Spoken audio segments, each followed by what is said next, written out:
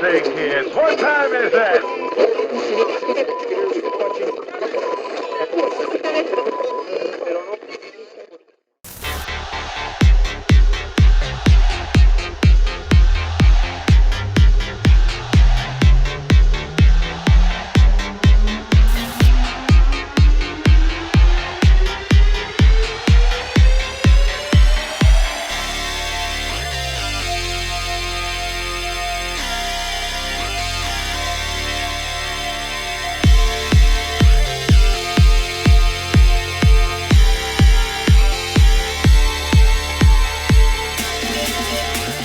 So, we Yeah. no longer have a football team, huh? Well, were you waited with as bated breath as I was and totally forgot that they were going to name the Washington football team today? I didn't real. I had forgotten. I had forgotten that it was going to be today. I know I've been talking about it for a while now. I heard totally last forgot night, I heard sports radio on in the car or something, and I heard them say, like, Ron Rivera is going to reveal the team Oh, okay. tomorrow. And I was like, oh. And I was really hoping, I wanted Red Tails, you know, to honor the Tuskegee Airmen. I think the Red Tails okay. would have been perfect. And you put that Tuskegee Airmen logo on the helmet. There you go, right? That was interesting, yeah. That, or I was thinking, how about the Washington Authoritarians? Or the Swamp Monsters. That would have fit right. Yeah, those are appropriate. But, you know, I mean, there were some other ones like River Dogs and stupid stuff like that, you know. Wow. A lot of them were fan submitted. Oh, okay. The one they picked. What? Yeah, when I saw that, I'm like, well, after all this, that's what you came up with? Might as well have just done that early one, which I was fine with. I think early on they were like somewhere, I don't know where it came from, but it was like Warriors. But they put the kibosh on that right off the bat because it's like, oh no, it's too offensive like to say. tribal again, right? Dude, it's a warrior is not just for that. It's like it's a more common term. It's like it's been used for many things. Forget it. Yeah, you can tell, and probably why it took 2 freaking years. Yeah. You know they were spinning their wheels, going, okay, they got their list of everybody they could possibly offend. Yeah. And they're just going down the list, checking them off. Wow, if we do Warriors, we could offend this group and this group and this group. Yep. Well, if we do the Swamp Monsters, we offend everyone in Congress. If we do, you know. like, and Swamp Thing. how about, like, just, I mean, it is the District of Columbia. Why not go with, like, senators? I know we've had the Washington Senators before, but why not? I mean, we've had two. That would have been fine. We had 2 St. Louis Cardinals at one point in time. We have 2 Giants, 2 Jets, 2, you know, in different sports or whatever. I mean, who cares, right? Right. But no. Let's get the screen share going here. Let's see what they actually picked. Oh, For those of you who don't know, I mean, by the time you watch this, you're gonna know. I didn't spoil anything. The Washington Commanders. I mean, okay, what? Yeah. Yeah, one legacy, one unified future. What does that line even mean? One unified future. What does that even mean? What does that mean? It means exactly what we were saying. We found the safest possible names. We won't offend anybody, and we can all get behind this one. That's what that means. I tweeted my response. I tweeted the guy from Team America vomiting all over the street. It's fucking terrible. It's lame. You've defanged your franchise. Way to go. Somehow, I always thought they were gonna screw this up, but not this much. Not to this level. Yeah. Way to go, Washington. Just leave it football team. Football team is infinitely better. It was kind of cool. It was like old school. Just the number on the helmet. Now they're gonna have I like that better. Yeah. You know, like, how about, I mean, here's another one. The hockey team, the Capitals. Like, hello. This is as bad as Washington Wizards when the Bullets were like, oh no, we can't have something called Bullets. Of course. That promotes gun violence. Okay. Because bullets run around killing people. Because bullets are it's amazing. Something. If you don't keep your eye on a bullet, Edson, look out. Yeah, exactly. Like, it's so stupid. So they make the Wizards. Washington Wizards. Like, this is right up there with the Washington Wizards. This is dumb. I'm sorry, Washington fans. I feel bad for you. I mean, seriously. Can't believe we're gonna have to get used to saying that. I'm not. I'm going to call them I'm football just gonna team. keep saying Washington. I'm going to call, Washington, or I'm going to call them football team. Yeah. I'll make the compromise. I won't call them what they were originally called. We'll be nice. Yeah. But come on, Commanders. At least they kept the color scheme. Their color scheme is awesome. So we'll give them that. Yeah. Yep. So, lot of coaching mix-ups going on here. Coaching shakeups. Why don't we get into the coaching? Do you want to cover the playoff games first? Yeah. Most people probably want to hear us cover the playoff games first. Let's cover the playoff games first. How about that very first one? Cincinnati has given us 3 gems. We kind of joked about, at least we'll get one good one each week. Like after that first one with the Raiders, we're like, oh, Cincinnati's on first. They'll give us one good game. Yeah, they've been scheduled to be first the whole time. Weekends. Yeah. Yeah. So, where do you start with this one? I mean, that first half, it looked like they were drowning. They were underwater. I mean, it was almost like the first half up until the last couple of minutes. It was like, oh, unfortunately, this is exactly how I thought this was going to play out. I mean, Kansas City's taken all their momentum from the previous week and just steamrolling over, the unstoppable offense, and their defense made whatever plays they had to do, and they're just going to win a nice, comfortable game, and away we go to the Super Bowl. Nope, that's not what the NFL does. No, I mean it was something to behold. I mean, it 21-3, and I'm thinking, I actually started to not pay much attention. I had it on, but I was like, oh well. I thought it was a nice run for Cincinnati, but they finally they've come up against a seasoned playoff team who knows how to win these kind of games, and it's going to take Cincinnati more time to get to that level. Then the drive before halftime came. Yep. Why don't you frame it out for us a little bit? I actually thought you're talking about the Cincinnati one or the Kansas City one. Okay. Oh, okay. Now, you know what? Let's do the prior to that. You're right.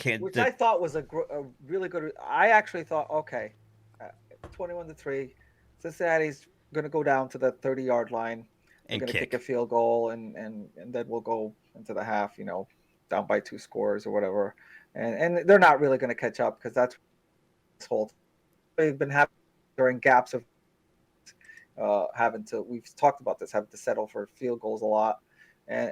But man, to go right down the field, and they didn't even use up all the time. I think it was about 6 minutes left when they got the ball and scored. I thought that was, I know it only made it 21-10, and but I thought that was big. That was big for them to have to score what I thought they were going to score a field goal wasn't going to do anything. But when they scored the touchdown, I'm like, okay, that's not bad. I mean, now you're only a touchdown and a field goal away. That's great going into the second half, as long as you can stop Mahomes in the Kansas City offense, which you left a couple minutes on. So that's not a guarantee. Right. And I thought the same as you. I'm like, if they settle for a field goal here, 21-6 is not going to cut it.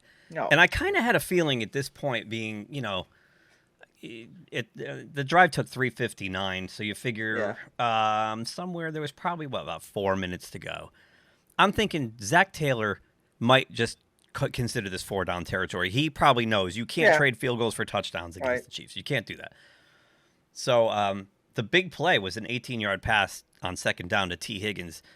Higgins played an awesome game. That guy made a couple of clutch catches, and there was one in the fourth quarter we'll talk about when we get to there. But everyone was concerned about Jamar Chase, and then you got Tyler Boyd, and out comes T. Higgins and just goes at 100+ yards receiving and just made so many big plays. And you're right, and they get down there, and Mixon runs it in, and then next thing you know, it's 21-10. And now they're only down by a touchdown, a 2-point conversion, a field goal. Basically 2 possessions. Yeah, but Kansas City still has time to do their thing too, because it's still I think it was like about 2 minutes left. And just under. Time. Yeah. And I thought, all right, so even if they just go back and just manage a field goal, at least they'll kind of get some of those points back and kind of regain full control of this. It says here there was 1:15. Okay. But they had their timeouts. They had timeouts. Probably, which is why I thought it was only, if it was 2 minutes, I was probably thinking maybe they still can get a touchdown out of this. But 1:15, I thought. But who knows? I mean, the previous week they did it with like, I don't know, 13 seconds left. So exactly. And exactly as we thought, they went right down the field until they got to the 5-yard line, and I don't know what the heck happened. You know what? I think was it the 5 or was it even closer to the 5? It was closer. I think it was the closer. 2. And what closer, was weird, I think they had like 9 seconds. They ran that first play, and then it was down to 5 seconds. Yep. And now you're thinking they've got to throw it quick into the end zone or just kick it here. Just kick it and go up 24-10. Now you're up 2 full touchdowns. They didn't either. I wasn't arguing against 2 more plays, but what I was thinking in my head is like, you got to throw it in the end zone, no matter what. You got to throw it in the end zone. Whether you're throwing it away or anything, you got to throw it. And you couldn't run. If you don't make it, you're out of time. The only option was to throw it into the end zone and throw it quick to leave time in case it doesn't work out to get the kicker on the field. Yep. If it's incomplete, you got maybe a second left. The first pass play took 4 seconds. You figure if the second pass play takes 4 seconds, they'll have 1 second left. I mean, the razor thin margin for error on that was, for me, Andy Reid gets knocked for being too conservative sometimes in the playoffs, and that time he's not. For me, I would have said, you know what? If Mahomes has to sidestep something and it costs an extra second, we don't get that kick. Let's at least take the 3. They were getting the second half kick. They were getting the ball back again. Plus the second half kick, yes. So why not kick that, go up by 2 touchdowns, then you get the ball back, you score again, they're down by 3 score. It might be over. But that's not what happened. That's why they play the games. Yeah, I mean, he didn't see the option in the end zone, and he looked over at Hill in the flat on the left. He was like 2 or 3 yards, maybe up at the 5-yard line. He just figured, hey, he's going to figure out a way to get into the end zone, whatever. It's like, and he gets tackled. I got to tell you something about Eli Apple's tackle on that too. Eli Apple just kind of forearm shivved him. Oh yeah, yep. And for Hill to go down that easy was shocking. I mean, there was another linebacker converging. The linebacker might have stopped him too. The linebacker did finish him off, but it was kind of shocking that he went down that easy from just getting. Eli Apple's not a big guy. I'm probably bigger than Eli Apple. That was a little shocking to me. Yeah, it was. And then Eli Apple started a Twitter fight with Tyreek Hill the next day, calling him a baby for going down on that. I think part of it was Hill did his patented spin, and he might have been a little off balance and just getting hit, knocked him completely off balance. Yep. So, huge turn of events right there. And I texted you at that moment, and I said, I hope this play comes back to bite the Chiefs in the butt. And it did. And it did. And it did. And I don't think it was just we didn't get 3 points out of it. I think it did a lot more than that to them. I don't know, mentally. That combined with they come out and they go, let's see, they ran 7 plays, went 16 yards and punted right out of the half. So now you not only get no points, you come out and lay an egg on your first drive out of the half. So Cincinnati takes over, they punt, the Chiefs punt again, then Cincinnati goes down and kicks a field goal. Then Mahomes throws an interception. Yeah. And this is where the tide really turns. And at this point, the whole second half, the offense is the Kansas City offense is kind of totally discombobulated. I was like dumbfounded. It's like, what, did you forget how to play offense? And I have to give Cincinnati a lot of credit. Their halftime adjustments obviously did something. They weren't getting any pressure on Mahomes in the first half, and they got tons of pressure on him in the second half. Right. Tyreek Hill, I don't know, completely disappeared off the map, and I don't know how much. Kelsey didn't do that much either in the second half. I'm not that an expert into like the ins and outs of football to know exactly what they did, but the pressure is definitely a big thing. Mahomes didn't have a lot of time. Well, I think they traded zone coverage and went man to get a couple extra guys to rush the quarterback and kind of disguise a few blitzes here and there. So, credit to Eli Apple, who washed out in New York. Where did he go after that? He washed out that's right. Where was he after that? God, I don't remember. But he was terrible. And he comes to Cincinnati, and he's had this renaissance. and he actually like shut Tyreek Hill down. It was crazy. It Where'd this was guy crazy. come from? Like how they switched it off that whole offense. I couldn't. I mean, I know that Cincinnati played better, but geez, just to shut them down that much, I was amazed. I was amazed at a couple of things at Cincinnati. One, those adjustments. Another one is like when you're down 21-3 in hostile territory, as you said, they didn't blink. It was like, okay, well, it's still a game. We're not going to panic. I loved how they still stuck with Mixon in the running game. It's like they didn't abandon. It didn't work. It didn't work at all. Yeah, but most teams were just like, oh, I'm Yep. not bothering with that, and it just gets worse and worse. But no, they kept at it, and it did start to have some good runs here and there, which was good. Toward the end of the game, yeah. Yeah, towards the end of the game. But it was frustrating watching that for a while. He was getting 1-2 yards, and I thought their only mistake. I mean, it's all hindsight. They won the game, but I'm watching that going, they're too predictable on first down. They ran on first down every time. True. And I was like, stop running on first down. Like, throw a ball on first down once in a while and soften these guys up. That's part of why he couldn't go anywhere. They just knew it was coming on first down. The 49ers kind of did similar in their game, but we'll get to that later. The other thing that was impressive to me was on Burrow himself individually, where I saw him go down like, I don't know, 20 times the previous week. He was still getting a lot of pressure, and some of those escapes. Oh my God! Where he was sacked 2 or 3 times, and I'm like, oh, he's definitely. He had an Eli Manning moment there, one of them. Oh my God! I don't know how he got out. Yeah, they were all over him. I was like, oh crap! And all of a sudden, he comes running out of there. That's like an individual effort on his part. That was incredible. It really was. To give his team more chances. So Mahomes throws his first pick in the postseason on his own 30-yard line to Hill, and the Bengals take 2 minutes to turn that into a touchdown. And now it's a game. Yep. And of course, the Chiefs go back out there and trying to think that they it was a tie game, and they did a 2-point conversion. They tied the game. Now it's 21 up. And again, they don't do anything. No. I mean, 5 plays and punt, took a minute off the clock, and then Burrow throws a pick. Right. Yep. Burrow throws and I'm thinking that play might be like another turning point, like just to get the Chiefs over just to escape from there. So did I. I thought, oh crap, the comeback's over. Like, Burrow had played such a clean game, and then all of a sudden that happens. Yep. And so the Kansas City gets all the way down to now I think this is what I was thinking of before, where they got all the way down to the 5-yard line. Well, not on this drive. They actually only ran four plays and punted. Cincinnati came down and kicked a field goal and took the lead. So, and it was to try to make a comeback, right? The field goal drive, Cincinnati took 6.5 minutes just about off the clock. So they're thinking, don't let Patrick Mahomes touch it. I mean, just try to minimize his possessions. Right. The Chiefs then go on a 6-minute drive, 15 plays, and kick a field goal. And I figured though that the way they played in that drive, okay, so this is their kind of finishing drive. They'll go all the way down. So did I. The 5-yard line, and then get a touchdown and take the lead, and that's the end of the game. And what the heck? Something happened down there where it almost seemed like to me that Andy Reid was trying to, I don't know if it was Reid or Mahomes, was trying to manipulate it to the point where they didn't want Cincinnati. Yes. Like we want to score a touchdown, but we want to do it on our, like when we want to do it. Like we want to make sure they use up all their time. They didn't want Burrow to Mahomes them.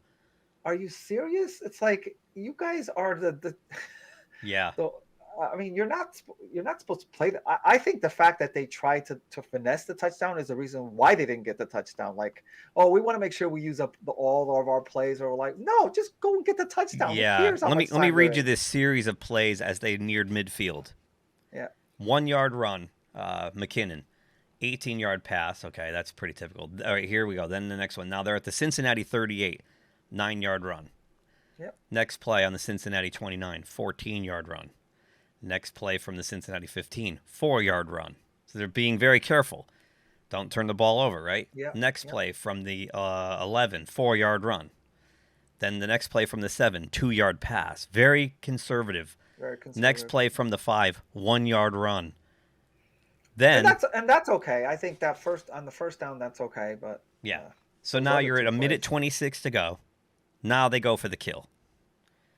And Burrow, right. And why not? And Mahomes takes a 5-yard sack, and then on the very next play takes a 17-yard sack. That was. They go backward 22 yards when they finally decide, now let's open it up.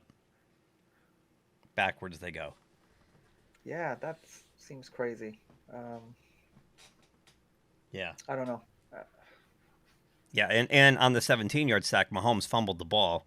Right. And got lucky that Tooney jumped on the ball. Yeah. But it turned into like a 48-yard field, 50-yard 44, 44, which was very makeable. I didn't think Butker was going to miss it by any stretch. And it was great that they held him out of the end zone. But I was like, oh, here goes another overtime. And what I'm thinking is, if the Chiefs get the ball first, Cincinnati's not touching. They're not going to get a possession. Well, which was definitely a possibility. But the way the second half was going, there was also a possibility of what actually did happen, because it wasn't like in the Buffalo game where every time you got the ball, you were scoring. No, points were at a premium second half for them. So yards were at a premium. I think Mahomes, I'll look up his stats in a second, but my God. It's like his second half stats were atrocious. I still can't, the overall thing of that, and I still can't understand how they played such a totally opposite first and second halves. I give Cincinnati a lot of credit, but I didn't think that they would like totally shut. I mean, I don't know. I think there was at a certain point, like we said, that series at the end of the first half kind of got into their heads. I think. I don't know. Yeah, I it was weird to see the Chiefs turn into like Week 4 Chiefs. Yeah. That's what they were doing in the beginning of the year. Finally saw them, yeah. So it's weird how it just, they say like in basketball, like I watched the Huskies last night lose to Creighton, like an unranked team. The Huskies are 17. They're 15-4. They look awesome, and they go out at home, lay an egg to Creighton. And it's that thing where shooting is contagious. When some guys hot, they're all hot, and when they're cold, they're all cold. Like they were clanging them last night.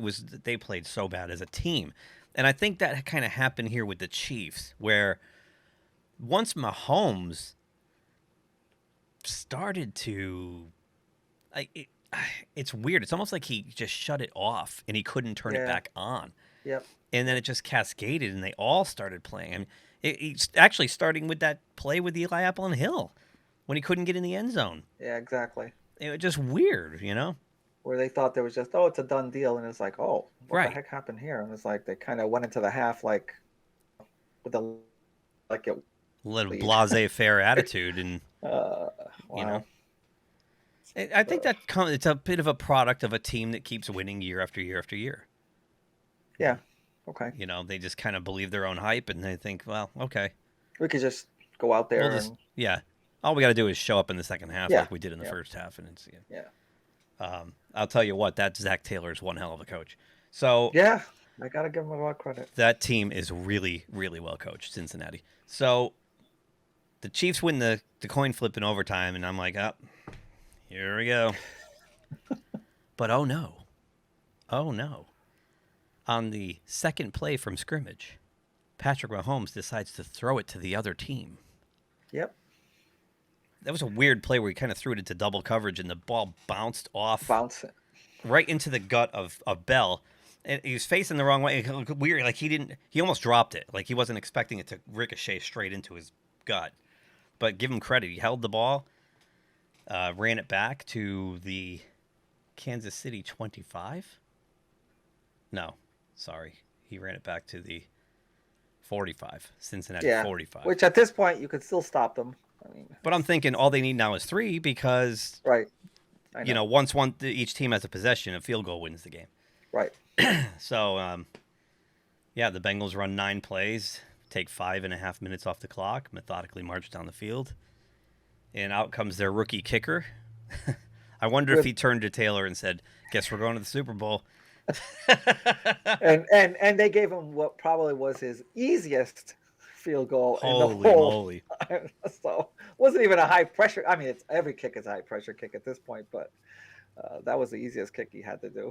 Yeah, I mean, on second down, the Romo's like, oh, they should maybe kick it right now.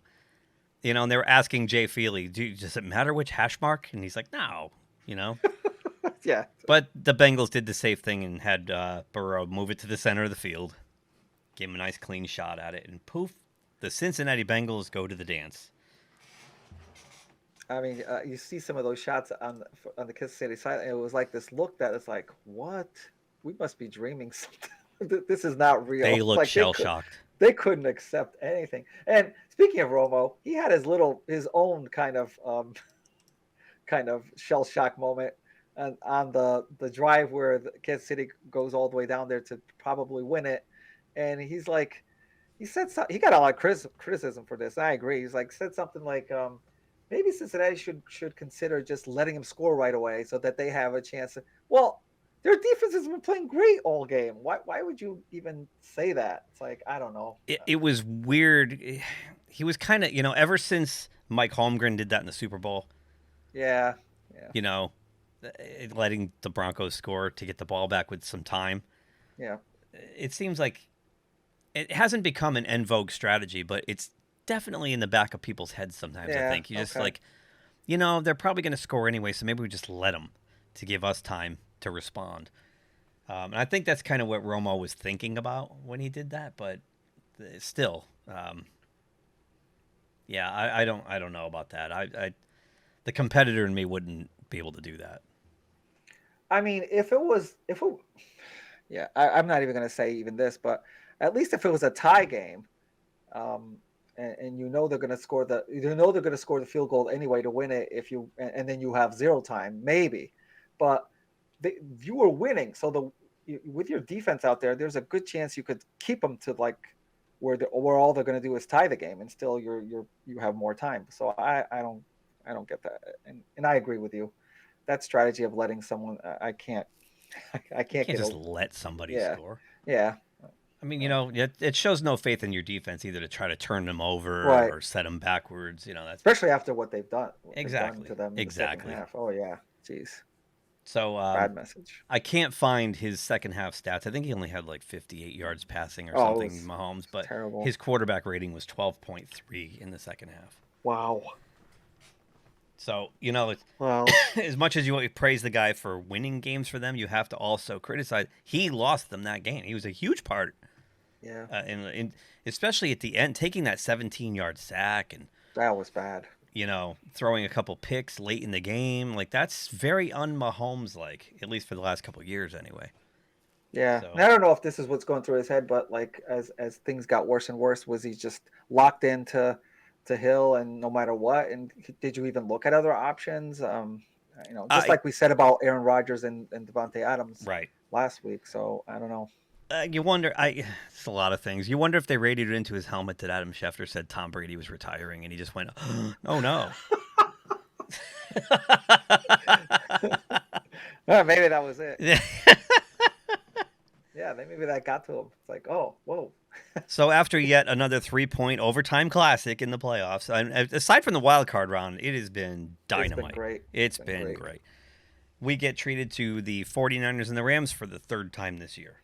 Yep, third time, and it just happened in like 3 weeks ago. Week 18 was like a classic game. So, and I believe if we go back to the videotape of last week, I predicted this would be a low-scoring game, and it was. Yes, I think you did. Yeah, you did. A lot of people were like, "Oh, this is going to be a carnival. It's points all over the place." I'm like, no, I don't see it that way at all.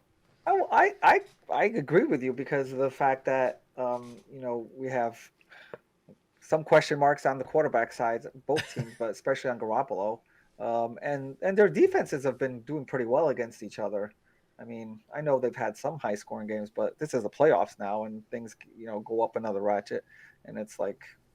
Both of them have amazing defenses, and if both of those defenses are on and healthy, which they were, I don't expect these two quarterbacks to do all that well against the other team. They're almost mirror images, these two teams, except that Garoppolo's worse than Matthew Stafford by a long shot. Yeah, as he proved, as he bared out in this game. My God. Yeah, this was kind of like a feel each other out type. Like for the longest time, it was Yeah, just the first quarter was like the boxers, just right? When they were just yeah, just dancing around, dancing like around, doing the jabs, and trying to figure out what kind of strategy to use on this yeah. guy. And yeah, They finally each broke through to the end zone on each side, 7-7. I mean, still, nobody running around with it. And then it's like, no, and uh, Stafford threw a pick in the end yeah, zone in the yeah, that was when they were going back to take in the that. first That was quarter. Yeah, so yeah, that was really that was a big play for them. I mean, that was something that was gonna like, when you can possibly like score a touchdown to have it. Uh, those yeah. are the worst. Yeah, Second those are the possession of worst. the game. They take Yeah, 5+ minutes. They go down the field. He yeah. throws the pick in the end zone, picked off by Ward, and Ward brings it back to the 23. So 23 it's yard almost line. like getting a kickoff at that Yeah, point. yeah. And 49ers, of course, do nothing with it, punt it, and then the Rams come back and get the touchdown they missed the first time. yep, yep. And we talked about Stafford, sometimes doing these weird plays where they turns the ball over at the worst possible moments, and that was one of them. Yeah. He's pretty like fortunate, and I thought he played overall a pretty good game, but he's pretty fortunate to have that defense that keeps him in games Him when he and kind of that and Cooper Cup, and who Cooper somehow Cup. finds ways to get open over and over again. That's another head scratcher. How he did it all year and every single playoff game. How does he do that? I don't Like know. that's why I think he should really be the MVP of the year for. All And I I could know think that of watching him week after week get open time and time again, especially in big, big moments, is that the Steelers passed on him for Juju Smith-Schuster. And now, look, I love Juju Smith-Schuster. I love Juju. But Cooper Cup, like you said, is an MVP caliber player. Juju's a good piece to a puzzle. Juju's a great weapon to have, but Cooper Cup is elite. So, anyway, yeah. so the Rams And then score, and then second quarter starts. They kick off to the 49ers. The 49ers go down the field in go 7 right plays and down the answer. field. Yep. Yep. Right down the field. Yep. And then I know once they kind of like they went back and forth and the 49ers take that 10-point lead. I know that's not an insurmountable lead, but in this type of game we're like thinking, I think we were texting, it was like, oh, the Rams just can't get by this team. It's like they turn into like this. I don't know. Is it a coaching thing? Is it a strategy thing? It's I like they think turn it. sometimes it's that matchup thing, and it could, I don't know, it's Yeah, weird. true. I think back to 2008, and when the Pittsburgh Steelers, when Ben was in his heyday, and the Ravens had Ray Lewis in their heyday, and you had the Flacco Ravens and the Roethlisberger Steelers were virtually mirror image. It was like they're Yeah. looking at each other in a mirror, right? That year in '08, 3 times they played each other, and the Steelers won all 3. Yep. And they were not blowouts. They were all close games. Some were high scoring, some were not. The championship game was not. But sometimes familiarity breeds contempt, Yeah. and I think that for whatever reason the one-on-one matchups just seem to work out in the 49ers favor this year for whatever reason when they play, Yeah. they play each other. And it kind of looked like it was going to happen again, especially when you have Debo Samuel get loose for 44 yards and he hits Right. Ayuk for 30 something yards, and I'm like, that touchdown drive is. And I should have known better because I actually started believing in Garoppolo a little bit, but I forgot. It's first half Jimmy Garoppolo. First half Jimmy That's Garoppolo right. is so much different from second. In fact, I think Patrick Mahomes was like, I want to play like Jimmy this week. I'm going to have a big first half, and then Yeah. That's what happened too. maybe Yeah. that's what happened. Maybe the balls that were supposed to go to LA for that game went to Kansas City, and Mahomes got the Acme Dynamite balls that usually go to Jimmy Garoppolo. So the Yeah. Rams come down and then miss a field goal. So now you're thinking, this might not be the Rams' day. He's throwing a pick in No. the end zone. They miss a field goal. Ayuk and Debo are running all over the field. This could get ugly. And then the 49ers kick a field goal and take the lead Yep. Yep. at the half. So you're kind of At the going, half. huh. Will there be Yeah. I mean, another road upset in the I championship? mean, yeah. I mean, at that point, it's just like, almost like you're just starting it's a Starting over. 3-point lead. It's not that big of a deal, but but in a game that was from like the way you see it, the way you saw it play out. The way this game was playing out, 3 points is a big deal. It is. And I almost texted you at halftime, but I thought maybe I should wait. But I almost said, what's the point of getting home field advantage now? Because the number 1 seeds are gone. The home field in the championship gone. Yeah. Like it looked like they were 30 minutes. The Niners were 30 minutes away from doing the same thing that Cincinnati did. And I'm like, so why would you fight all year long for home field if it just doesn't matter? Yeah. In the divisional round, only Kansas City won. Only right. I went 1-3 because of that. Right. Wow. Yeah.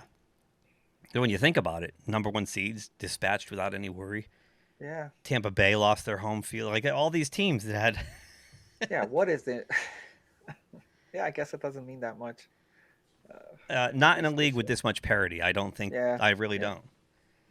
So the Niners get the kick. They go 12 and out, punt, and then the Rams turned over on downs because they tried the chic let's go for it on 4th down thing, and they tried the quarterback sneak. Whoops! And boy, that quarterback sneak. And now we're going to get into the coaching a little bit. Yep. Because I think both coaches tried to surrender this game. Like they were both trying to give the. Have you seen worse second half coaching from both sides? From both sides, yeah. So McVay, who's challenged 1 call all year, decides to challenge 2 in this game. The first one is this one, the quarterback sneak, where it was clear. I mean, we get the advantage of watching on TV. We get slow motion replays. But it was obvious, even in real time. I remember I was washing the dishes, and I said, they stopped him. And Aikman and Buck are going, I think he got that. And I'm like, what are you watching? No way. And it's weird because usually when the other team stops them short and they know it, they're jumping around. And nobody acted like, everybody just kind of stopped and waited. And both sides were kind of convinced that the 49ers were convinced they stopped him, but they weren't very demonstrative about it. Yeah. Yep. And the Rams were convinced he got it, but they weren't very demonstrative about it. And they challenged the spot, and this is great. They go to replay, they end up moving the ball backward. Yeah. I wonder if that's what McVay was like. He didn't really think too much. It was like, you know what? It's a critical play. Nobody seems to be that, convinced. It's worth it to do this. And then it just backfired. But the people upstairs who call down to him and say challenge this, they are watching on monitors. It's obvious when you watch a couple of the replays. I don't know what the situation is with them. In fact, I was even saying to myself, I'm like, the spot was not. He was short of that spot. Like they gave him. And he was still short, and then they moved it back, so he was way short. Really so not strange. Only do you burn a timeout, but also a challenge. It's like on this. Yeah, it's in a 3-point game. It's not like they were down by 2 scores or there was a critical time in the game. It was kind of a strange, especially for a guy, like we said, who challenged 1 call all year. Strange spot. It's almost like he was coaching scared. Yeah. He felt like the 49ers had their number, I think. And then, he starts compounding on that, but we'll get to that. So then the 49ers take the ball, and they go down in 11 plays, burn about 6 minutes, and score another touchdown. Now they're up by 10. Now 10 is big in this type of game. Oh, my gosh. Yeah. This is where we kind of thought, oh, my gosh. And there's only 2 minutes and 4 seconds left in the third. The third, you're thinking, holy cow. Yeah. Holy cow. There's another upset going on here. Yep. And it's not even a close-up. I thought it was going to kind of snowball a little bit after this. So did I. But then they found the bag of Acme Dynamite footballs for Jimmy G. So the Rams get the kick. Oh, yeah. Cheers. The Rams go 9 plays, 3.5 minutes, and punch it in. Cut it to a field goal again. And now you're kind of like, oh. Okay. This next drive is critical for San Francisco. They had to at least take up some time and get at least a field goal on this. Even if you don't score, just take some time, move it all the way down the field, and play field position. And field goal position, yeah. And so just don't do kind of what they did, which was they went 40 yards, I guess, which is okay, but they only took 3 minutes off the clock and had to punt. And the play calling, here's the play calls in the last 1, 2, 3, 5 plays of this drive. 9-yard run on 1st and 10. Then a minus 1-yard run, Mitchell. Both of these were Mitchell. Then another run for no gain. That's where they had the tackle go in motion and handed it to Juszczyk, and that fooled absolutely nobody. Nobody. Yeah. Then they went backwards, 5-yard penalty for illegal formation, and then punt. And punt. Yep. Oh no, it was a delay of game. I'm sorry, not the illegal formation. Oh, okay. Delay of game. So yeah, it was on 4th and 2, and then they went out there, and I think they did that intentionally to give some room for the punter. Oh, all right. Okay. But all of a sudden, I'm thinking, uh-oh. Now Kyle Shanahan's scared. He tried a gadget play with a tackle. Yep. On 3rd down. It was 3rd and 2, by the way. You start 3rd and away. 2, and you try a gadget play with a tackle. Yeah, when you start pulling these things where you're moving away from what you do best and stuff, then it's like now he's starting to get scared. Right. All right, and trying to run Mitchell that many times, and their running game really wasn't doing anything. No. So and I get you're playing with the lead and you're trying to eat clock. I mean, I get all that, but there was 5 straight run plays there, right? Yeah. That's. So then the Rams get it. They go 9 plays, 3 minutes, kick a field goal, and now we're tied. And now you're like, oh boy. Now you feel it. The momentum is completely. Yep. The Rams, 10 unanswered points. Yep. And this is where the wheels really come off. So Jimmy G in all his Jimmy G glory. Incomplete pass, then a delay of game penalty, then another incomplete pass, and then another incomplete pass. Just heaving the ball all over the place, not paying attention to the shot clock, the play clock. The play clock. And they have to punt, and all that took those 6 plays took a grand total of 23 seconds off the clock. Wow. Yeah. So right now you're starting to see Shanahan's just. I don't even know what he was doing here. So he runs 5 straight plays on the previous drive, gets nothing out of it, comes back and throws on every down on the next drive. It was no balance. It's just one extreme to the other. It's almost I don't know what kind of there was no flow at this point. The 49ers looked completely discombobulated.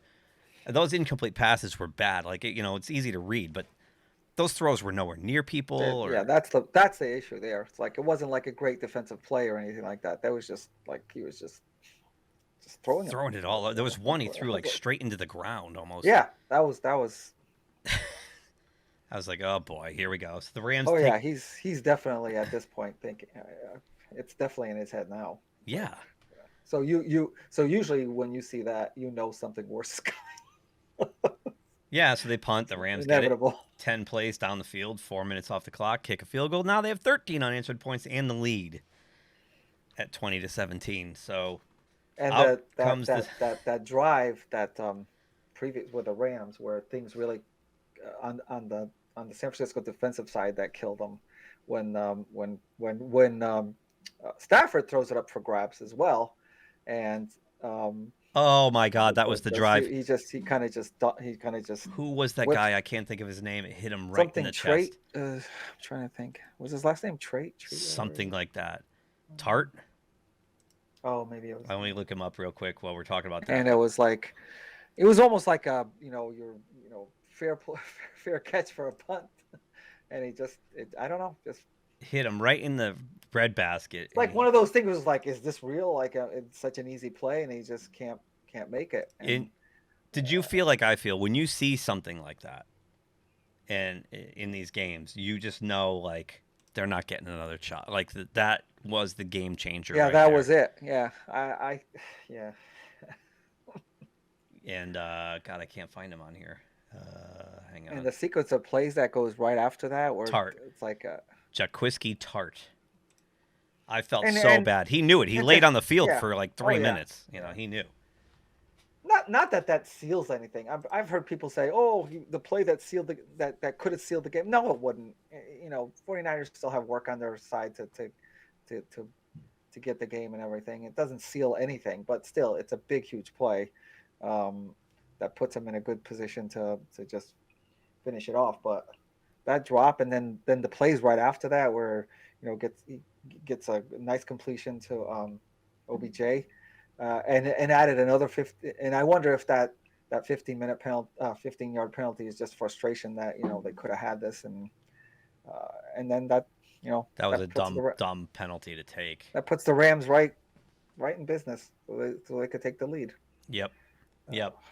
I felt like when Tart dropped that pick that was the ball game right there. I just, you get those in a playoff game, you have to capitalize on those opportunities. You can't do that. And that was like the Stafford dumb play. that was the Stafford dynamite kit, right? I mean, that was nowhere near anybody. He threw it right into the middle of the zone. There was nobody there but 49ers. That was like an up for grabs It did. It looked like a punt. They were he was waiting. Like you're hoping for the pass interference call, basically. Except that there was no Ram receiver in the frame. Like, exactly. It was unbelievable. I think it was horribly underthrown. I don't know if it slipped out of his hand or something, maybe. So anyway, the 49ers get the ball back, and they start from their 35, or the kickoff to the 35. They start at their own 25. Goes in the end zone. And out because Jimmy G, another incomplete pass where he misses Hasty horribly. If it was like a short pass behind the line of scrimmage, too. Yeah. It was not going to go anywhere. And then he got... No, the next one was a -3-yard pass that he threw to Jennings, who got nailed as soon as he caught it. Like, I was like, just swat it down. Don't catch it. Yeah, don't take the loss. You got to know, like, you're going to lose yards if you touch that ball, right? So now they got 3rd and 13, and he throws a pick. It was it was so bad. Like, it was one of those Carson Wentz jobs where he's going down and he just chucks it. Yeah, and he just heaves it. Yeah. I know. The sack would have been really horrible too, but at least it wouldn't end the game. You'd have 4th down at least. Yeah, but I don't know. It was just to watch on those the last 2 possessions where the wheels just came off their offense. Like, they couldn't move the ball a yard. 1 yard. Actually, their last 3 possessions were kind of the third from last. They went, like I said, 40 yards and punted, but the last 5 plays went nowhere. And now you're looking at the 2 possessions after that; they went backwards. So it's just, and it's like it's almost mirrored the whole Kansas City-Cincinnati, where Kansas City couldn't do anything, but at least with the Niner game, it's like you knew the Rams defense just kind of like really you could tell that whole momentum change. They were completely energized by that. Yeah, and you saw Aaron Donald like running around yelling and pumping his guys up on the sidelines, and you could just feel it. The crowd got into it, and it was. And you just saw Garoppolo. Reminded me of the Super Bowl 2 years ago. Same thing in the 4th quarter. Just can't get it done. This guy is not a starting quarterback. He's a backup. He is a backup. Well, it'll be interesting to see what happens next. He's probably done there. Yeah, I think so. I don't know. I mean, it looked like Kyle Shanahan was trying to coach that 4th quarter to hide the fact that Jimmy Garoppolo's freaking horrible. Again. First time. So, and this is another playoff, inexplicable playoff loss where with Kyle Shanahan going back to the Super Bowl when he was the OC for the Falcons, the 28-3 game, and then the Super Bowl 2 years ago, and now this. And there's a handful of regular season ones sprinkled in between, but these 4th quarter collapses are just epic. You can't fault him so much for the Falcons one. Aside from the fact that he was the OC and the Falcons ran 17 offensive plays in that game or something. They scored too fast all the time. Then the defense was on the field the whole game. But I don't know. It's inexplicable, but I think you're right. I think Jimmy Garoppolo just bought a one-way ticket out of San Francisco. He was 16 of 30 for 232, which isn't horrible, but it's when those incompletions came, and they came in bundles at the end of the game. So, and Stafford, meanwhile, 31 to 45, 337. Both had 2 touchdowns and a pick each. So off we go to Super Bowl 56. Yep. This was the kind of like the matchup that wasn't really like. What's the big deal about a first quarter kickoff? I hate that. Took the words right out of my. I hate that. Exactly what I was gonna say. Yeah. I know we were like saying, "Oh, is it a rematch of past Super Bowls or whatever?" But Cincinnati Rams, it was like, okay, I kind of like it. It's like a fresh, you know, all brand new teams from last year. I always like it when that happens anyway. So Yeah, I wanted to see the excuse me, the 49ers and the Bengals for a I third know. time. Yeah. I'm fascinated with Super Bowl history, how Yep. out of all these teams you end up getting the same matchup multiple times, A and lot of it's times. how those teams realign at the same time. And Yeah. we've had Dallas and Pittsburgh 3 times. We had the Bills in Dallas a couple times. We had uh, Patriots in the Eagles a couple of times. It's weird, Yeah. It is weird how they realign. Yeah. Yeah, and here I thought maybe we'd have a rematch of Super Bowl one at some Cincinnati. point, but I guess not. So, we'll pick our Super Bowl next week because picking it this week would be ridiculous. So you have an extra week. Yeah, there's still 10 There's always the days. extra week. Yeah. So anything can happen. Somebody could get, hit by a car or who knows. But there's a couple of news items I think we should get into here. First one, the big one, which is not news to anybody anymore, but it happened yesterday, February 1st. The GOAT has called it a career. Yeah. So. And what did we? Was it Saturday? That I was like, oh, it was during the games. I think we were talking about it. Okay, because that's when that's when Schefter leaked it on all Sunday. The insiders Yeah. threw that out there, which he probably wasn't very happy about. No, Schefter leaked it on Sunday, and that's what I think Patrick Mahomes was all distraught when he heard that. Oh, right. Yeah, that was the reason. Yeah, and then you get all these conflicting reports. No, that's not true. And I think Tom Brady's father was like, no, that's not true, and all that. It's like that. I actually, from the minute they kind of rumored it out, I'm like thinking that makes sense. Well, it's just that I just thought that he wasn't happy the way it leaked out. But most rumor mills in the NFL, I will ignore the Ian Rappaports and people like that until there's a second report. But right. Adam Schefter has been damn near perfect in his reporting of these kind of things, and I've worked with Adam. He's an awesome dude. And when Adam Schefter reports it, I kind of take it seriously. And if Adam Schefter said, I've heard from multiple sources that Tom's done. Okay, yeah. I believed it. But then I know Tom Brady, and I thought that Tom is such a competitor.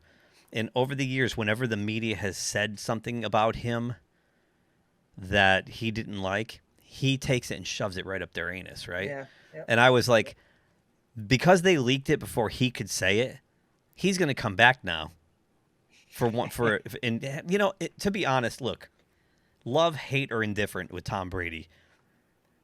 And I hated him for years, but I've grown to just completely admire and respect his ability and what he has done. And the fact that I got to live to watch this, and I'll get to tell little kids someday, yeah, I watched Tom Brady. Yeah. For 22 years. I saw him live. I went to Patriot game. I've seen him play. He was a surgeon. And it's what's up here more than what he had in his arm and in his body. But what he's been able to do for 22 years is just something we'll never see again. 7 Super Bowls, we'll never see that again. With 2 different teams, to me, it's incredible. I feel like he was robbed, and he robbed himself, of a Mariano Rivera type farewell tour. Okay. You know what I mean? Like, it's kind of weird how this went down. Like, Roethlisberger got kind of a big send off. Right. And Tom Brady, I mean, he's Tom Brady. He's been the face of the league for 2 decades. Like, you'd think he would say it in the offseason, this is going to be my last year, and then take the victory lap. Maybe he just wanted to go out quietly. I don't know. Maybe he didn't want that circus, distracting him. Maybe the team and stuff like that. Maybe that's I know you're right. He didn't get the, and I love what you said about it's like what's up here that's more important, and that also, it is what's in his head, and him being smart about like taking care of himself every year, like that added to his longevity, like being smart about, how you live your life, and not going out, these stupid risks that they take, and getting in trouble with the laws, like, and like just plain old eating healthy or whatever makes him just Right. physically able to go all those years. So yeah, he's a smart guy. The discipline it takes to Yeah, do that, and I discipline. think he's just tired, and he's got young kids, and I Yeah, get why he'd want to step away at this point in time, yeah, being a of parent course. and everything else. But when you watch those Man in the Arena shows, which I've been watching some of them, that's where I earned tons of respect for the guy, because nobody works harder than Tom Brady. Because especially if you start at the first episode, when you see what he looked like coming out of college, he was not a physical specimen. Yeah, He was not a world class athlete. You could clock him with a sundial, and he worked harder than anybody, not just to make the team, but to stay at the top of his yeah, game for 22 years. Never, ever took a day off. Never, ever slipped. There was not a, you never saw the quality of his game slip one I bit. He know, never took a that's true. Sunday off. For that matter, he never took a Monday through Saturday off. All And those adjustments to all those teams that better, good receivers, not so good receivers. It was like, oh, he student just of the game, and part of his legacy that goes really unnoticed or unpraised is in this. I heard the story yesterday with Scott Pioli on ESPN that when Scott was the director of player personnel or the GM or whatever he was in New England, and Tom's contract was up, and he was getting, this was his second contract now. He was looking for a big deal, and Manning and the Breeze, and they all got these big 13, $14 million deals at the time. Tom's agent was looking for at least 12, if not more, over 6 years. right. And Brady broke protocol and went to Pioli directly. You're not supposed to talk when you're in negotiations. You're not supposed to talk to the Yeah, team. You're supposed to go through your agent. Tom went in and said, "What do you have for money? What will this take to get done?" Pioli said, "We're willing to offer 9.95. We can't go any higher than 10. 10's our absolute ceiling." He said Tom stopped and looked around the room, and then said, "Okay, if I can't take care of the people I love, my parents, my friends, my family, on $60 million, I've got a huge problem." He goes, "I'll take whatever you give me as long as you promise to spend all the extra money on more guys to bring in here." yeah, And he's always done that. He's taken that's pay pretty cuts smart. and restructured his contracts over the years to keep that team to be. He knows he can't win by himself. And he'd fall on the sword. And this is before he had the supermodel wife and had, she's makes Right. more money than him. This is when he was a single guy, and he turned down a huge payday. Could have walked from New England and he could have gotten that money anywhere. Oh yeah, yeah, He for already sure. had 3 Super Bowl titles, maybe 4 at that point. Yeah. He Yeah, would have definitely been offered a lot more somewhere else. Yep. yeah. But he didn't do it for the good of the team. And that's why now they're saying he's going to sign a 1-day contract with Bob Kraft and retire a Patriot, which is appropriate. He needs to do that. So, look, like I said, love, hate, or indifferent about the guy. We got to see a part of NFL history we'll never see again. Yep. And in a way, as frustrating as the dude was and how I couldn't wait for him to retire, I'm sad. I'm sad that he's gone. I wanted to see him keep playing. Yeah. I mean, I've been watching football intently since the beginning of his career, through his whole career. So I'm glad I got to see that. Although there was a lot of frustrating, a lot of frustrating moments, Yeah. where all I could think of was, how lucky can this guy be? It's like I get like It seemed like get a my lot of. emotions and stuff. And you would think, I mean, let's, he's gotten the benefit of some call, but everyone Yeah. gets that. Yeah, I know. Again, you're not, you don't get lucky unless you're really well prepared. Right. Right. And nobody was better prepared than Tom Brady and Bill Belichick. Nobody. And we'll never see this again. We'll never see a run like that again. I know. You'll see like the Chiefs. You'll see a 4 or 5 year run. Maybe Cincinnati's gearing up for one of those. But nobody's going to have a 20-year run like the Patriots did with Belichick and Brady. No way. No way. Yeah, no way. Not anymore. No. So one last news item in a flurry of news items. Actually, 2. I wanted to say congratulations to you for keeping Dan Quinn in Dallas. Oh, yeah. I knew you were worried about that.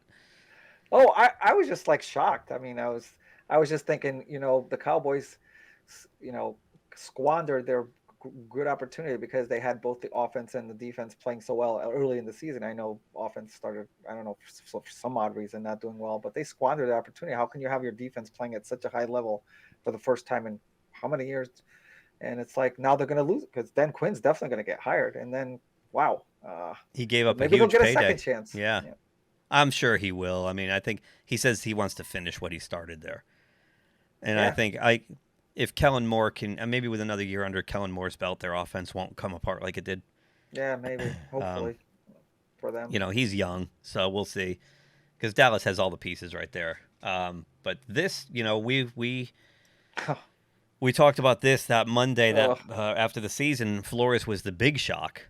And boy, this is turning out to be a sticky widget on several fronts. Wow. I don't even know where to start with this. Do you start with Stephen Ross? Or do you start with him, Flores himself? What's going on here? I know. I remember us talking about, like, before anything broke about him suing it. We were talking about this even before that, how the situation in Miami was horrible. That they just wanted it. They didn't matter what the product on the field was. They somehow had a personality conflict, and with the GM and the owner, and he kind of just they manipulated events to force him out. And I honestly think that they want, with the product that they had on the field at the beginning of this year, how he went on that losing streak. I think they wanted him to lose badly just to make it easier to say, oh, look, of course we're going to fire him because look how bad the team. And then he turns the tables on him and goes on that winning streak with such a not a lot of talent. No, they won 8 of 9. 8 of 9 after going 1-7. But look at that. When a team has an offensive line like that, you don't see them going on a streak. Not only the offensive line, but you had a quarterback in Tua who was clearly unsure of himself for half the year. Well, because of the rumors kept swirling out there about Watson. Clearly planted by Stephen Ross, as it looks like it turned out. So. And now when this broke, I mean, I can't be that shocked based on everything that I've heard. I can't. So basically, Flores is suing the NFL and all 32 teams that comprise the NFL for racism, for not hiring him. Now, what's weird is, as of us recording this, he's still a finalist for Houston and the Saints. Yeah. And apparently, he told both of those teams he was going to do this, so they wouldn't be ambushed by it. Okay. Well, that's but smart. The Saints and the Texans are also part of the lawsuit. So I mean, right. I don't know if it's a good idea to sue the people you're looking for a job when you're trying from. to get a job. So does that kind of, people are saying, oh, he's just kind of sacrificing himself not to get a job just for future generation. I don't know. It's so weird. And Mike Tomlin is the only existing black head coach in the league right now. This guy's a phenomenal coach. I thought he was going to get a job within minutes of being fired. Me too. And it's been shocking. And I thought the Giants would take him, and I thought he'd have his pick and he'd go to a team that's ready to win instead of going to another rebuild like the Saints or the Texans, but that looks like all he's got now. I don't know how much merit his lawsuit has, and there's two ways to look at this. He can either be blackballed now, unhireable because he sued the league, or he's got the league over a barrel. Let's go back to October when all that stuff broke with Chucky and those emails. Oh, yeah. And they were looking into the Washington Commanders. Yeah. And they found this stuff. And look, we've been saying it, you and I, and it's no secret. I mean, anybody with 2 brain cells can figure out that this wasn't about Chucky. Chucky was part of a much larger problem. And I think those emails exposed a lot of what Brian Flores is onto here. Yeah, but Chuck, they were trying to make... they scapegoated him. The scapegoated so that this investigation wouldn't continue to see how deep it goes. But, I mean, it's not going to go away, obviously. No. So now you have this come up, and now it's like, oh, boy. So does his attorneys dig into the Washington situation, pull all that stuff out? This could get really ugly really quick. So you could look at it as Flores is either committing professional suicide or he's got them over a barrel and he's going to get whatever he wants. Yep. It's going to be really interesting to see how this shakes out. it's interesting timing. I mean, he's really fearless to do this. You think he'd wait until all his possibilities were exhausted, maybe went home unemployed for 2022 and said, now I'm going to, over the summer or something, right? To do it now means that he must have, I mean, he only so far has produced a couple texts from Bill Belichick, which he said were proof, and I didn't see any proof in there. All I saw was that Bill Belichick had the wrong Brian. Right. Belichick said, congratulations on the Giants job. And he was like, oh, I got it. And he's like, yeah, they say that you're their man. Then he said, sorry, it was Brian Devil. My mistake. Belichick actually wrote, did you see the text? He wrote, I effed up. I'm sorry. I'm not sure why that's any kind of. How is that proof? It's just he got the wrong Brian. It's like a mistake on the names. Right. And stuff. That's not. Right.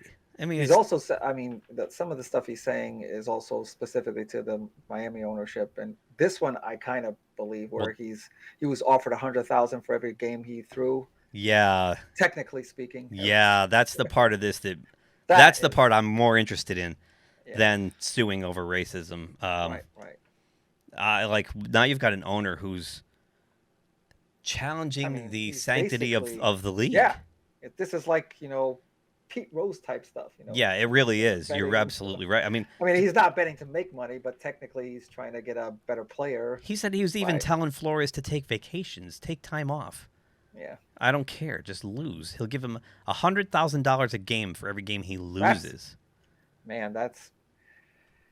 I can't imagine it from either side. I can't imagine Brian Flores making something up, and I can't imagine an owner. I mean, I can, but just to be able to risk that being out there. Are you kidding me? Yeah, I mean, so you've got the lawsuit in federal court, and then you have right here, Flores alleges in the suit that while he was with the Dolphins, team owner Stephen Ross told Flores he would pay him $100,000 for every loss during the coach's first season because he wanted the club to tank so it'd get the top pick in the 2020 draft, which was eventually used by the Bengals to draft Joe Burrow. And of course, Flores didn't go along with it, and the crap hit the fan. So this is going to be interesting to watch as it plays out. Hey, I've been on record as saying it. I love this guy. I've been saying it all year long. I would have him as a coach of the year candidate for what he pulled off. He had a team that was 1-7. Those guys did not quit on him. They didn't quit on him 2 years ago. They didn't quit on him this year.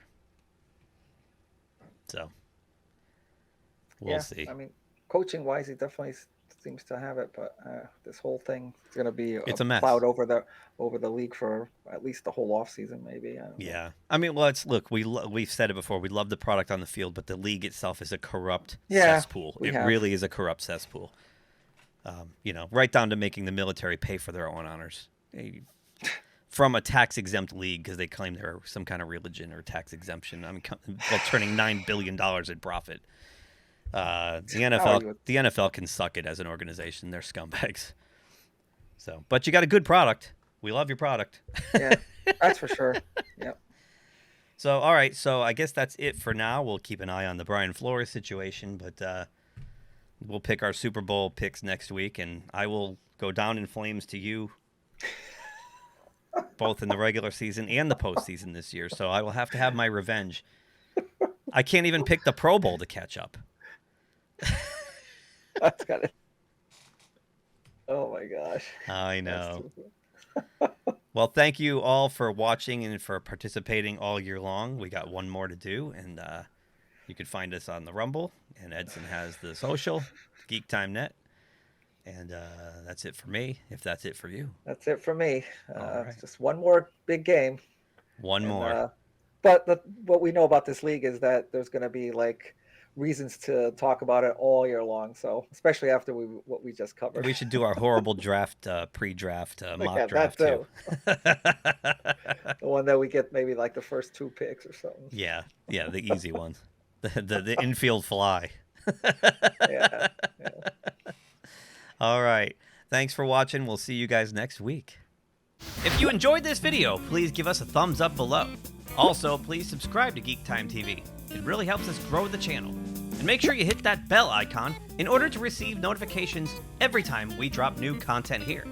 You can also check us out on social media on Twitter, Facebook, and Instagram at GeekTimeNet. Thanks again for watching. We will see you soon. Say, kids, what time is that?